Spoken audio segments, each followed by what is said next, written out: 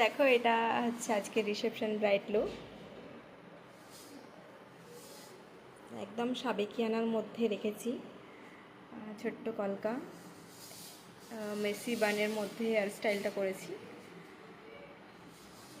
বলো দিদি, কেমন লেগেছে আজকে?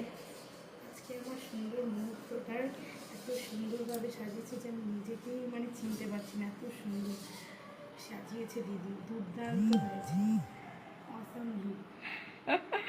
মানে থ্যাংক ইউ সো মাচ, অসংখ্য ধন্যবাদ, খুব সুন্দর হয়েছে। আর এই হচ্ছে আজকে আমার লাইটম্যান।